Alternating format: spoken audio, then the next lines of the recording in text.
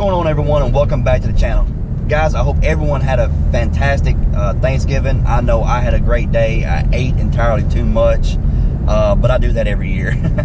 Anyway, guys, on to the topic of today's discussion, and that is, what has my experience been with owning a supercharged car, and should you supercharge your car? And I kind of wanted to talk about, I've been asked some questions, and I kind of wanted to touch on some topics. So I get asked by some people, you know, how does the car drive? Well, right now I'm driving the car down the road, and the car is driving just like it did if it has that with stock. You know, give it just a little throttle, and it's nothing crazy. You know, you go to give it half throttle, and it's... Now that half throttle is a lot more than half throttle in a naturally aspirated car. So, you know, but just normal driving, everyday driving, the car drives extremely well. You know, it doesn't have any bad habits. When I say it drives like a stock car, it drives like a stock car. You know, that's why I highly recommend going forced induction, especially a supercharger, on your car, because you can have all the drivability and manners of a naturally aspirated car, but you can have the power at your disposal when you want it with a forced induction car. Another question I get asked is, how is the fuel mileage? Now, when it comes to having horsepower, you know, you kind of got to go, you're going to lose some fuel mileage. But what I've found with this car is I have not lost hardly any fuel mileage, to be honest with you. The car has 355 gears in it, and before when I was naturally aspirated, I would get 25, 26 miles to the gallon, sometimes a little more depending. And on my way back from Bowling Green, I was getting 25 miles to the gallon on the interstate. Right now I'm at 23 miles to the gallon, and that includes, this is on the tank that I filled up with in Nashville, and so I've got some interstate driving and some miles on it driving back and forth to work and driving around right now. And guys, the car does extremely well as far as fuel mileage. It doesn't drain gas. Now granted, if you take the car and you're on it all the time, yes, it's going to drain gas. You're going to get 12 to 13 miles a gallon. That's just comes with the territory. But if you drive it normal, you know, you can get great gas mileage and have horsepower at the same time. It's a beautiful thing with these cars. If you would have came to me back in the 90s and told me that I'm going to give you a mid 600 rural horsepower car, and you're going to get, on the interstate, you're going to get 24 to 25 miles a gallon. In town, you're going to get 18 to 20, 21 miles a gallon. And I would have looked at you and been like, I don't care how much you baby that car, it ain't going to happen. But guys, we have come a long way since the 90s. A long way. And man, I'm absolutely loving it. You can have kind of like the best of both worlds. You can have a comfortable car to drive around in with mid 600 horsepower to the wheels, and get great gas mileage when you want to drive it normal. I mean, you know, you can't beat that. You know, I'm absolutely loving what everybody's doing with these cars these days. All right, guys, for this, I pulled over into a parking lot, kind of thought to you guys I did not want to do this driving down the road. The other question I get asked is, how much did it cost to put you running what you're running now? So we're going to get into that a little bit. There are a few things, before I get started, there are a few things that can be done cheaper, and to get the same result that I have, I'm kind of doing things to build up for future modifications. So I'm going to get into this real quick. Alright, so at first you have the cost of the supercharger kit, the Roush Phase 2 supercharger kit, which comes with, I want to say, comes with everything that you need to bolt the car on, drive down the road, have the Roush puts it at 727 at the motor. So to have over 700 horsepower at the motor, everything that you need in that kit is $74.99. You know, that's no labor. Everything that I'm about to tell you is no labor, because I I install everything myself. Nobody touches this car aside from Daryle tuning the car. Everything that gets done in this car is done by me. So we have the Supercharger kit at $74.99. Now you can stop there and run some very respectable times in the car, and some great DA. You can run in the 10s and great DA. You can do that with the Roush tune and everything else. So we got $74.99 for the kit. Now we're going to go on to the I did put the VMP triple pass heat exchanger on. I added that later on down the road. And why did I do that? Because the Roush heat exchanger, in my opinion, is inefficient. It is small.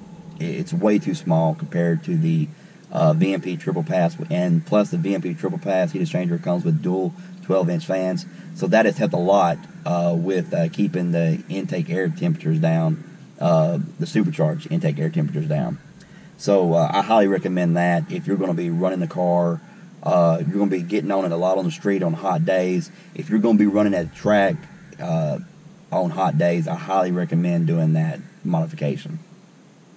So that was $799 from VMP. So we got the Supercharger, the heat exchanger, the upgraded heat exchanger, and now we're going to talk about the exhaust.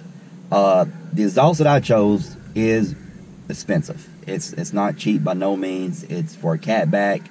I kind of had to take a step back and think about it for a while, but I wanted something unique, something that nobody around here had, something that sounded great on the car, and something that did not have drone going down the road. Drone is fine, I don't mind it, but when you're taking a trip, a long trip, it does get a little annoying if you got a lot of drone in the car.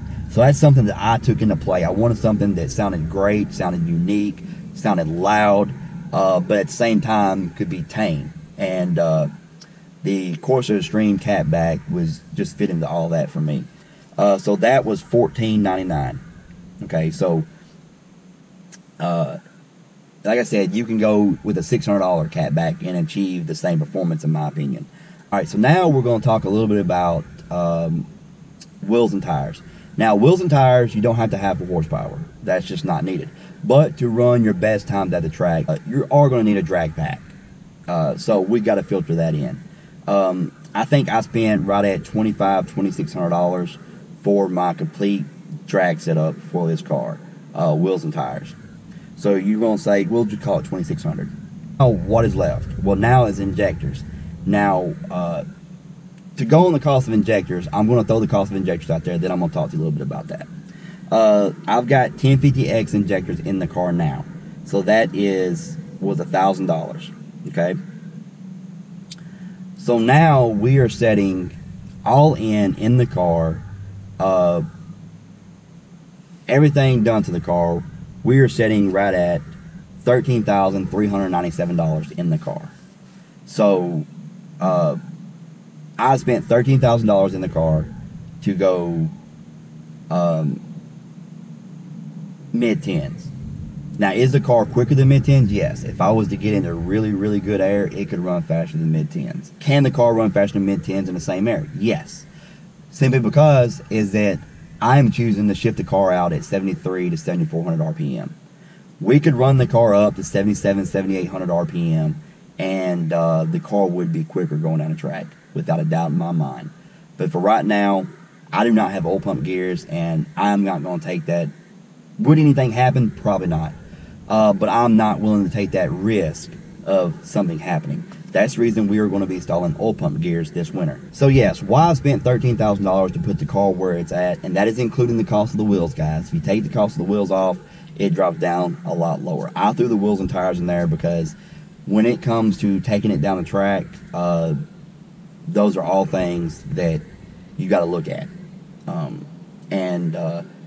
The 1050X injectors, that is something that I recently done. I did not put a video out about it. I will throw this, like I do have a little clip of me setting them down on there. I'll throw in right here. Guys, we put the 1050X injectors in to prepare for what's coming for the car. The 56-pound injectors were For the injectors were $299. With the cup, they were $369. The cups were $69. The kit, the injectors were $300. So $369. So if you take $369 minus 1,000, that's $631 less in the car. So you don't have to have everything that I've put in the car. You ain't got to have the Corsa Extreme catback. You ain't got to have the 1050 injectors if you're planning on staying on an 80mm pulley. These are all things that I've been doing to lay the groundwork for bigger horsepower.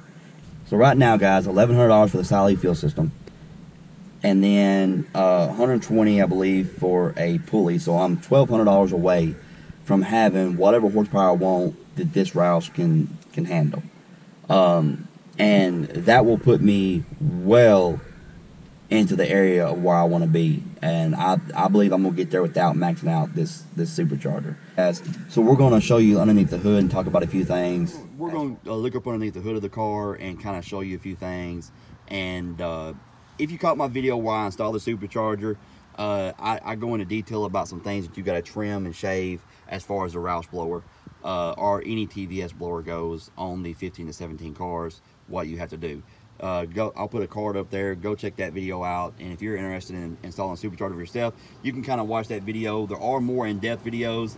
If you're looking to get a TVS supercharger and put it on your car, and you want to do it yourself, and you got a few questions for me that I maybe didn't answer in the video, shoot me a message and I'll get back with you. You can shoot me a message on Instagram. It is speedaddict731.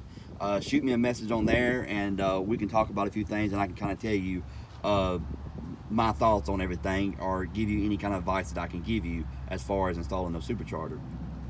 I will say one thing: the 2.9 Whipple is a little easier to install in the aspect of you do not have to trim or cut anything. There's no grinding or anything like that. It's pretty much straightforward to install, and the 2.9 Whipple is a great blower. I just prefer the TVS supercharger myself, and that is a matter of preference for what I want. Daryle's brother is installing a Whipple. He should have it done by now. It has a whip. It's putting a 2.9 Whipple on a 6R80 car. It's a 15 to 17. So we're gonna get some races in. I'm hoping that he will race me on this season on about the equivalent boost level. That way we can see, you got a Whipple, this amount of boost, you got a TVS, this amount of boost. This is the outcome, this is the race, this is what it's going to run. Of course, when we race, it's going to come down to reaction time and everything else. We were also going to take a look at 60 foots. We're going to take a look at mile per hour. We're going to take a look at ET. We're going to take a look at all those things and kind of hopefully get a comparison of that. And then as I step up in power, he's going to be stepping up in power, and then we'll kind of get a comparison as we go. That's something that I want to do with him and that car, so I'm hoping that comes to play in the future. So we have the 2.3 Roush. Will I ever go to a bigger TVS blower, since all I have to do now is unbolt the blower, pull it off, and stick the blower on, and go, and tune and go. So will I ever make the move to, say, Gen 3 265 TVS on this car? It's hard to say. It depends on where this Roush blower puts me and how I feel about it. Guys, I kind of like being the underdog, and I know what some of you are going to say. Ken, how are you an underdog? You are driving a supercharged Coyote car. How are you the underdog? Well, it's simple. I have a Roush 2.3 blower. Although that blower will produce the horsepower that I need and will make it what I want, I am still kind of the underdog. If you look at it, you've got the 2.9 Whipple, and then you've got now VMP has the 265 TVS out now. The little 2.3 Roush is the underdog right now, and I kind of like taking the underdog and making it something. As far as, you know, it's the same thing with the Mustang. I kind of think that's why I kind of gravitated towards the Mustang more. I've owned Chevy, I've owned LS cars, and I gravitated toward Ford. And why do I think the Mustang is the underdog? And I know what everybody's going to say, Mustang is not the underdog with the Coyote. But unfortunately, if you look at it like this, it is the underdog. It's a 5-liter. That's all it is a 5.0 liter small block engine. Look at Chevrolet with a 6.2. Look at Dodge with a 6.4.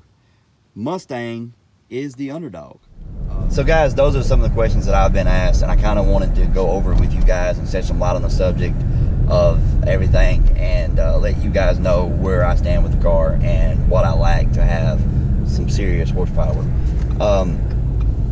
Guys, there is a clip I'm gonna throw in at the very end of this video, and it's another question I've been asked is, can you hear the whine?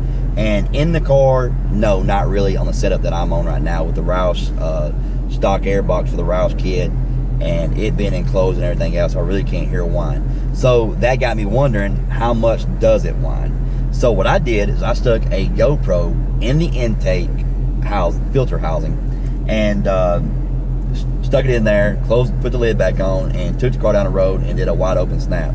So guys, I'm gonna throw that in right here at the end of this video, and stay tuned to listen to that. It was very surprising how loud it was.